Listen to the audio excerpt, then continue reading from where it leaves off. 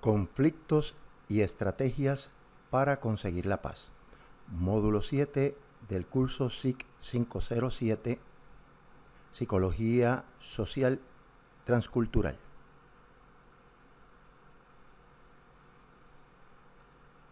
Conflicto social. El conflicto social surge cuando existe una incompatibilidad percibida entre acciones y metas. El mismo va a comenzar entre dos o más partes.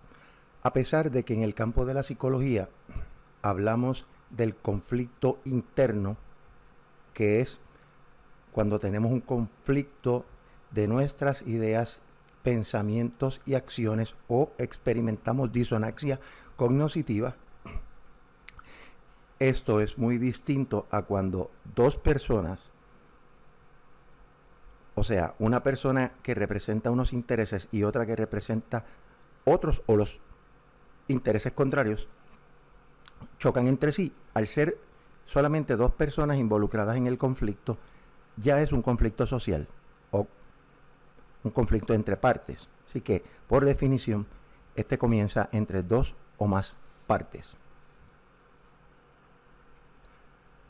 Una o ambas partes van a percibir que uno quiere ganar sobre la otra. Por tanto, se establece una relación de competencia entre las partes. Esto tiene efectos sistémicos que trascienden a las partes involucradas, como por ejemplo una huelga, donde no solamente están los empleados y la gerencia, sino también se afectan los clientes, los suplidores, el gobierno, la economía del sector privado. O sea, todo conflicto social siempre va a tener unos efectos colaterales en otros grupos, independientemente de que los protagonistas principales sean dos grupos. Este se va a relacionar con la lucha por los recursos que están escasos y que no se desean compartir al momento del inicio del conflicto, ya que ambas partes están emocionalmente molestas, saturadas, y eso activa las defensas o los mecanismos de defensa.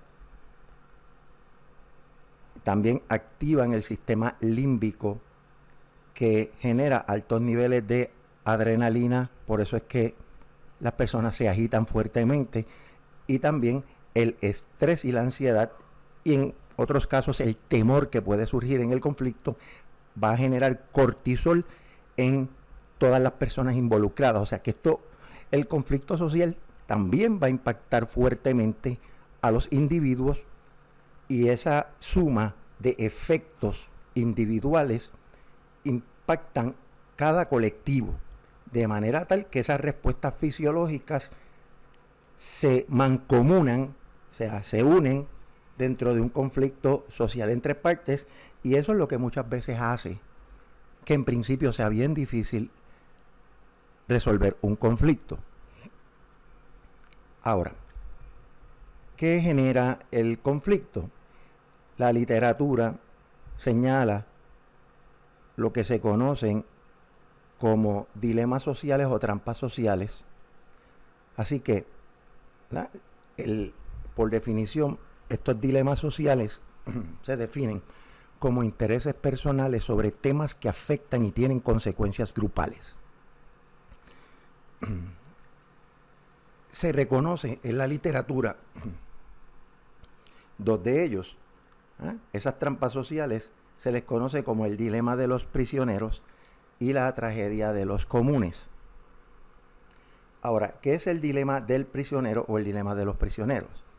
Esto fue una explicación teórica desarrollada originalmente por Merrill Flood y Melvin Dressler mientras trabajaba en la compañía Rand en 1950. Rand es una compañía multinacional que se dedica a hacer consultoría en campos de economía, gerencia, desarrollo organizacional, planificación estratégica con una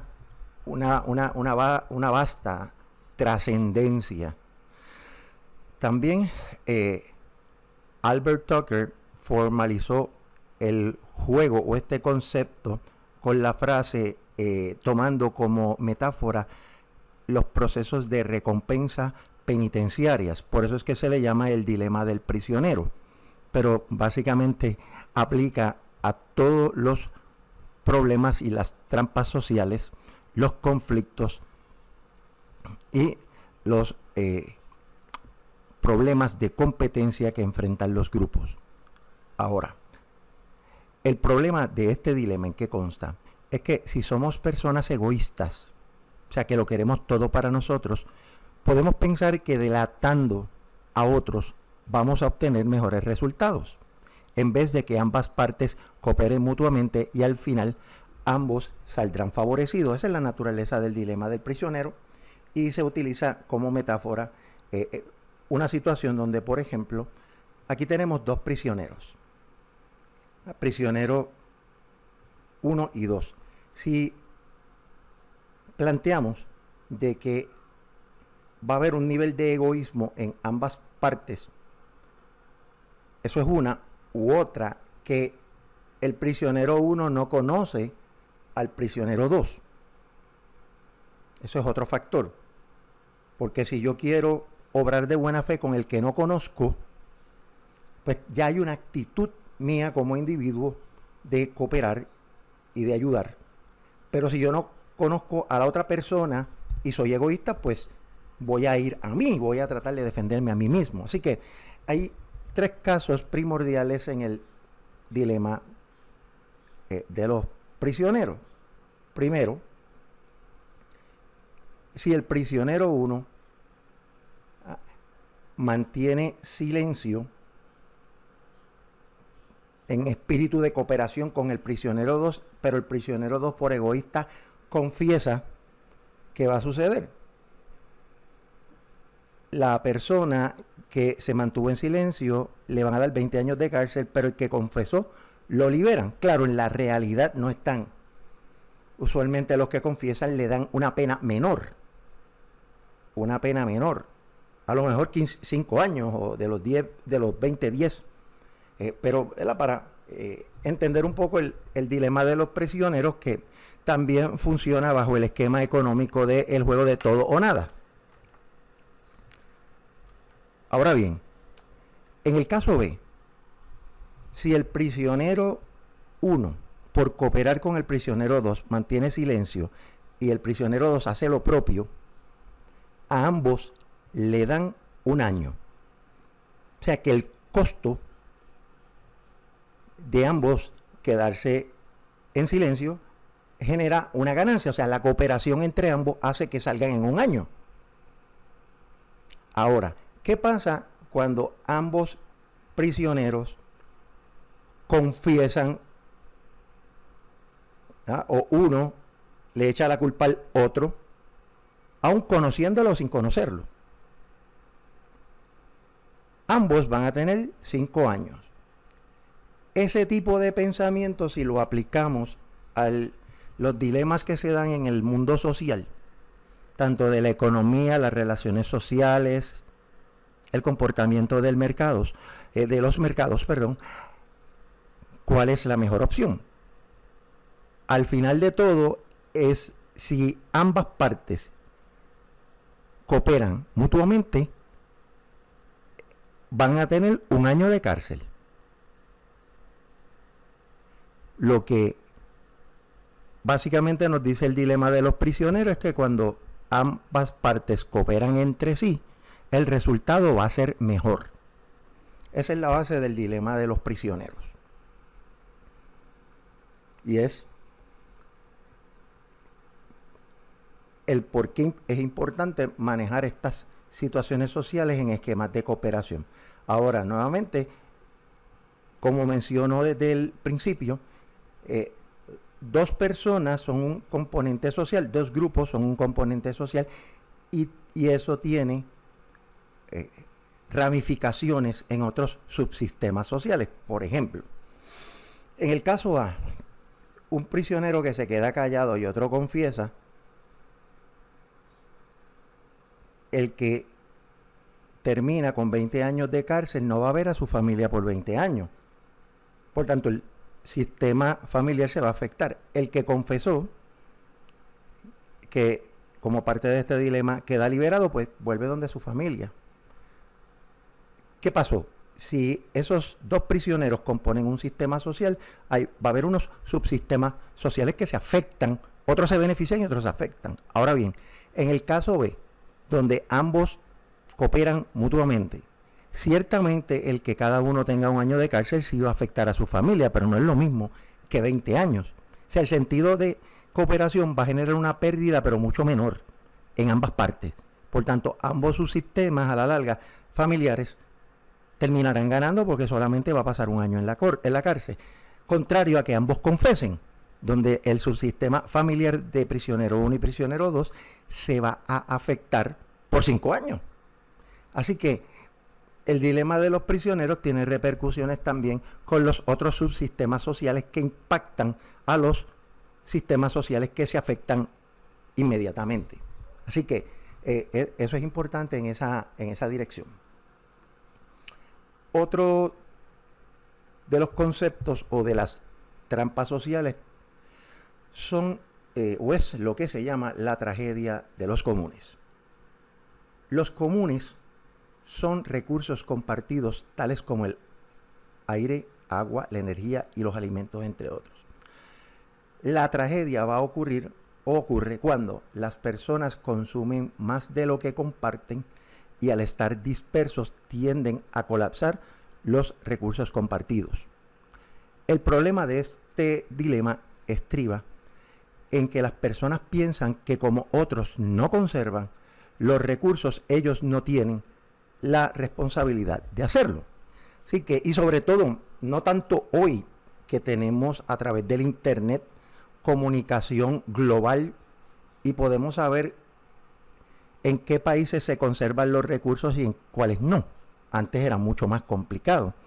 Pero la realidad es que cuando nosotros pensamos que hacer algo mal porque otros lo hacen es normal o es bueno, genera la tragedia de los comunes. Por tanto, es bien importante uno saber cómo otros hacen las cosas. Y no solamente eso, pensar en el bien común, cómo socialmente el bien común nos va a ayudar a manejar mejor los recursos ambientales disponibles o los recursos económicos disponibles, de manera tal que se puedan compartir mejor. Ahora, razones de por qué sucede el dilema de los prisioneros y la tragedia de los comunes. Error fundamental de atribución es lo primero, es yo atribuirle a otros aspectos y características que pueden ser ciertas, pero que pueden ser falsas. Cuando son falsas es que se convierte en un error fundamental de atribución. Por ejemplo, yo atribuir a que si todos lo hacen mal, todos malgastan los recursos, pues yo debo hacer lo mismo porque lo hace así todo el mundo. Eso es en el caso particular de la tragedia de los comunes. En el caso del dilema de los prisioneros, si el prisionero 1 piensa que el prisionero 2 va a delatarlo o va a confesar, la probabilidad de que confiese es alta. Ahora, si el prisionero 1 piensa que el prisionero 2 no se va a quedar callado y no va a delatarlo, la posibilidad de cooperar es mucho mejor. Pero la realidad es que la mayor parte del tiempo lo que hacemos es que hacemos atribuciones equivocadas de las personas porque no buscamos suficiente información. También está el cambio en las motivaciones. O sea, los seres humanos somos seres cambiantes en constante transformación y así son nuestras ideas. Hay ocasiones donde yo puedo pensar que yo quiero cooperar y ayudar a otros y de momento surge una información u otros tratan de convencerme de lo contrario, me dejo influenciar y termino no queriendo ayudar. Así que ese es otro factor. Y el tercero, y no menos importante, es lo que se conoce como los juegos de suma cero o juegos que no suman a cero. Esto se ha practicado mucho en el campo de la economía, pero los juegos que no suman a cero están bastante asociados con los mecanismos de colaboración. Si nosotros no colaboramos unos con otros, realmente al final del día no vamos a lograr los resultados que queremos. Por tanto, los juegos que no suman a cero nos llevan a yo lo quiero todo, aquellos no deben tener nada. Ahora, ¿qué pasa? Si yo quiero que podamos compartir en la medida de que tengamos resultados y esos resultados sean positivos para ambas partes y realmente los resultados negativos sean cero o cercano a cero o lo mínimo posible, se resuelve dicho dilema. Así que el concepto de los juegos que no suman a cero tiene que ver con la ley del todo o nada. Esto es como binario. Yo lo quiero todo y te quiero quitar todo a ti. Y si el otro piensa igual, empiezan unas interacciones donde van a tratar de al final del día uno quitarle los recursos al otro. Y no llega a un punto donde se diga, bueno, vamos a dividir los recursos, no vamos a ganar el 100% de los recursos, pero tú coges 50 y yo cojo 50 y tenemos algo. Eso no es muy típico en los seres humanos, en las naciones, en los grupos, etcétera, porque la tendencia es a yo ser egoísta y apoderarme de la mayor parte de los recursos. Pero claro, incluso esto se constata a través, si los seres humanos somos egoístas por naturaleza porque es un mecanismo de autoprotección, pero por otro lado, existen las sociedades. ¿Por qué? Porque los individuos han cooperado para lograr metas. No es por egoísmo que existen las sociedades. Por egoísmo, al contrario, se han destruido las sociedades. Así que es interesante nuestro pensamiento para que sucedan estos famosos dilemas de los prisioneros y las tragedias de los comunes. Ahora, para resolver estos dilemas sociales, ¿cuáles son algunas de las recomendaciones expertas? Primero, establezca reglas. Cuando los grupos se reúnen es importante establecer reglas para tener una estructura que permita un diálogo franco y una búsqueda de soluciones. Y entre ellos, una de las reglas debe ser tratar de buscar puntos de encuentro o aspectos que sean comunes a ambas partes. Otra sugerencia que nos dicen los expertos es que si hay dilemas grandes, por ejemplo, en una organización, existe un dilema de servicio al cliente, hay problemas con servicio al cliente y unos departamentos se están echando las culpas los unos a los otros, es mejor trabajar ese dilema entre departamentos y no a nivel organizacional, porque el proceso de resolver el dilema puede tardar mucho más y crearse muchos impases. El tercer punto, establezca un sistema de comunicación efectiva. Esto va a ser clave en la medida que las personas se puedan comunicar efectivamente y haya consistencia entre las comunicaciones, las decisiones y las acciones. El dilema va a tener una mayor posibilidad de resolverse. Otro de los puntos recomendados es que promueva las recompensas a través de la colaboración. O sea, usted fomente tanto internamente en su grupo como con el otro grupo la colaboración y que haya mecanismos de recompensa. Yo te doy, tú me das, que también estimula la reciprocidad. y no respalde la explotación, ni usted tratar de explotar al otro, ni que el otro lo explote a usted. Y una quinta recomendación es apelar a las normas del altruismo. ¿Ah? ¿Cómo vamos a trabajar de buena fe para lograr estos resultados? Ahora, los problemas y los conflictos generan competencia, y la competencia es un proceso natural entre los seres humanos desde tiempos inmemoriales. Los conflictos surgen por la competencia en la búsqueda de los recursos escasos. Cuando se crea identidad en los grupos y se generan actitudes de competencia, aumenta la competitividad. Entre estos puede haber competitividad sana, pero puede haber competitividad insana. Otro factor que impacta la competencia son las injusticias percibidas. Cuando un grupo percibe que el otro está siendo injusto, va a tender a fomentar la competencia bajo la premisa de que quiere allegar los recursos para distribuirlos de manera más equitativa, o simplemente quiero quitarle los recursos para que sean míos. Percepciones inadecuadas en los procesos de competencia. Está lo que se conoce como el sesgo de autoservicio. Yo pensar que los otros son malos y yo soy bueno.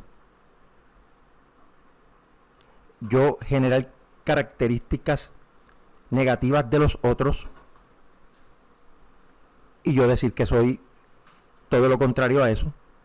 Eso es el sesgo de autoservicio. También está la autojustificación. O sea, yo justificar el competir contra el otro para beneficio de mi grupo y mío. El error fundamental de atribución, que ya lo dijimos, que es yo hacer atribuciones de otros grupos, que se une también al sesgo de autoservicio, donde pues yo justifico también de que los otros son malos, aún no teniendo la información de si verdaderamente son malos. Los prejuicios o preconcepciones que se mantienen a través de las razas, a través de los grupos sociales, etcétera, y que se dan de generación en generación. La polarización que surge cuando dos o más grupos tienen ya unas identidades bien marcadas, lo que hace que unos sean blancos, otros negros, otros sean buenos y otros sean malos. Y todo lo que hace el otro es malo y todo lo que yo hago es bueno, ¿verdad? De ambas partes. También atado a la polarización, el pensamiento del grupo, el que todos los miembros de un grupo piensen exactamente igual de manera negativa o positiva pudiese ser, pero por lo general es negativa hacia el otro grupo. También el sesgo del grupo íntimo, que es que mi grupo es mejor que el otro porque así es. Punto. No hay otra racionalidad más allá de esa.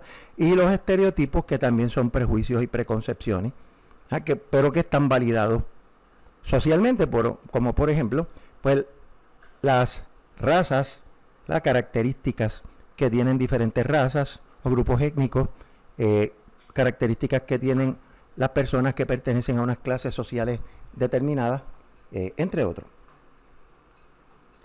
Otros aspectos asociados a la competencia. Por ejemplo, están las percepciones de imágenes en el espejo. Estas son visiones recíprocas de cada una de las partes del conflicto. Cada parte va a buscar lo negativo de la otra y exageran las diferencias. Y atado a los conceptos que hablamos anteriormente, esa percepción de imagen en el espejo, de cómo nosotros nos vemos versus se ven los otros, se fortalece. También está el pensamiento simplista. ¿Qué significa esto? El pensamiento simplista se nutre de argumentos poco racionales que surgen cuando la tensión aumenta entre las partes y tienden a racionalizar y autojustificarse con argumentos que algunas veces son idiotas. No tienen sustancia, no tienen profundidad. Dan las percepciones cambiantes. Unos grupos en un momento pueden tener una opinión negativa de un grupo y más adelante se convierten en aliados. Eso es bien típico en la política, como por conveniencia de individuos y grupos, en un momento somos enemigos y en otros momentos somos amigos. O como le llaman un poquito más propiamente, son colaboradores en unos momentos, pero en otros momentos son adversarios. ¿Cómo podremos lograr la paz? ¿Verdad? Este concepto es como muy utópico, porque tanto no toda la vida es conflicto constante, ni toda la vida es paz, ¿verdad? Pero ¿cómo podemos lograr la estabilidad de forma, o cierto grado de estabilidad, de forma tal que la mayor parte del tiempo los grupos puedan colaborar y compartir los recursos, vis a vis competir y fomentar el conflicto? Así que algunas estrategias, ¿verdad?, para lo que podríamos denominar el cómo lograr la paz. Primero, ponga en contacto a las partes para que dialoguen sobre sus diferencias y busquen puntos de comunalidad. Segundo, cuando los grupos de oposición se reúnen, aumentan las probabilidades de tolerancia y disminuyen el prejuicio. Por eso es que muchas veces las uniones junto con o los sindicatos junto con la gerencia de los patronos necesitan varias reuniones para ir tratando de lograr mayor tolerancia en la negociación de un convenio colectivo. ¿Verdad? Lo ideal es que se establezcan unas reglas a priori donde se busque de forma clara y precisa unos acuerdos, pero la realidad es que no, empiezan muchas veces con tirantes, con muchas peleas y muchas digresiones, y poco a poco van tratando de llegar a puntos de encuentro que desde luego desgastan emocional y psicológicamente a las personas, pero ya es parte incluso de la cultura del sindicalismo. Ahora, también en términos de estudios de segregación social, un dato que tenemos es que los estudios son mixtos. O sea, hay veces que cuando los grupos están segregados socialmente terminan llevándose bien, o cuando se unen personas de una misma raza también hay conflicto. O sea, el conflicto, desde mi perspectiva como psicólogo, es parte de nuestra evolución.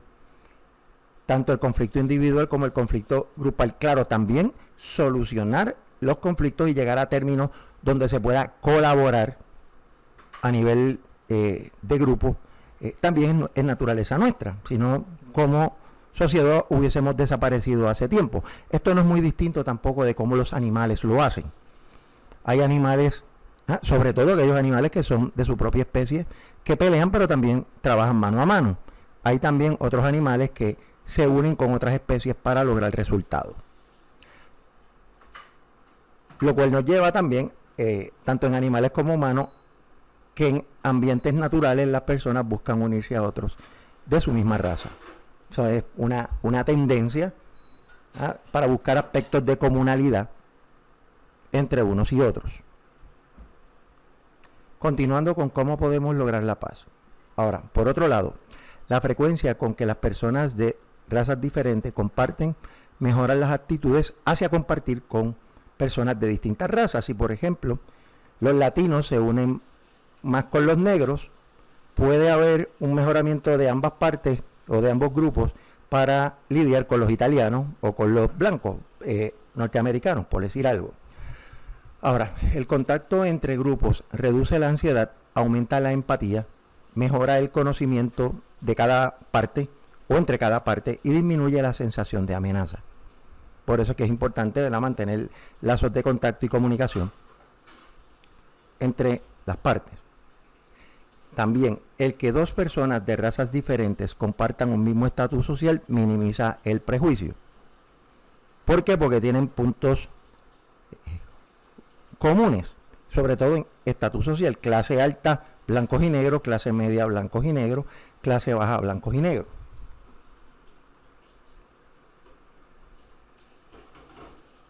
Continuando con cómo podemos lograr la paz. Se recomienda que estimulando la cooperación se va a generar un grado de interdependencia en personas de grupos opuestos, ¿verdad? Fusionándose como un gran grupo. Los retos externos también, un huracán como ha pasado, temblores, aumentan las conductas de cohesión y de colaboración. Que cuando un problema nos atañe a cada uno de nosotros, aumentan las posibilidades de que cooperemos y olvidemos las diferencias y trabajemos juntos. En ocasiones, el grupo necesita sobrepasar una meta retante y eso les ayuda a desarrollar un espíritu de mayor colaboración. O sea, cuando todos tratamos de lidiar contra un huracán, un temblor, contra la pandemia del COVID, enfocarnos en trabajar juntos para resolver los problemas es lo que hace que colaboremos y logremos resultados. Cuando no hay colaboración, cuando las personas a nivel individual y colectivo se separan de lo que puede ser la colaboración grupal, no mejoran. Por eso usted ha podido ver cómo individuos y grupos se contagian del COVID porque no siguen las reglas del grupo total, que es la sociedad, que es mantener distanciamiento, utilizar mascarilla, lavarse constantemente las manos con jabón, utilizar desinfectantes, etc. También se ha encontrado que el aprendizaje cooperativo mejora las actitudes raciales. Ahora, en términos de el conflicto, existen 3 estrategias de comunicación que ayudan a manejar los conflictos en todo tipo de organización. Por ejemplo, la negociación. Y es cuando ambas partes buscan generar una ganancia en el proceso o existen unos recursos y están dispuestos a compartirlo aunque no se lleven todos los recursos. Tengo el 100% de los recursos, una parte negocia para llevarse un 50%, otra el otro 50%, o dependiendo del esfuerzo de cada parte, dividen. Por ejemplo, un grupo que trabaja más decide quedarse con el 60% de los recursos y el otro también establece que se va a quedar con el 40% porque lleva a cabo menos esfuerzo. Tenemos también la mediación como estrategia, que es buscar una persona neutral que ayude a que las partes lleguen a un acuerdo. Cuando 2 partes no logran un acuerdo, puede venir una tercera parte, o un mediador o un coach, que observe los planteamientos de ambas partes, les traiga su percepción de lo que entiende. Está también la conciliación. Existe una técnica que se conoce como el Graduated and Reciprocated Tension Reduction. Esto es una estrategia que va diseñada a ir reduciendo paulatinamente el conflicto entre las partes. Esta estrategia lo que busca es que cuando hay 2 grupos que están en alta tensión, en una competencia fuerte por recursos, ¿verdad?, se logre que poco a poco las personas vayan reduciendo la tensión, ¿ya?, a través de diferentes conversaciones donde se establezca credibilidad y confianza y una actitud genuina de resolver los conflictos. Usualmente un mediador puede aplicar esta técnica porque no es una relación de todo o nada, es como poco a poco yo voy llevando a las partes a comprender que el que logremos cierto grado de credibilidad y confianza entre las partes nos va a ayudar a resolver el conflicto y que si seguimos continuamente en el conflicto nunca lo vamos a resolver porque vamos a entrar en interacciones que nos dejan siempre en el mismo lugar. Ahora, la técnica también nos ayuda a que, como regla, se establece que ambas partes, ¿verdad?, el adversario va a sentir presión de reciprocar. Por eso esta técnica se trata de hacer lo más pública posible. ¿Por qué? Porque la percepción de otros tiene un rol importante, porque si me ven a mí que yo soy una persona que no estoy cediendo caprichosamente, la presión pública me va a golpear. Por eso esta técnica busca que la discusión entre las partes sea lo más amplia posible, para que tengan la presión de verse en vías de negociar. Ahora, claro, ambas partes siempre van a proteger sus intereses, pero eso poco a poco va a llevar a que la disposición de ayudar suavice las tensiones.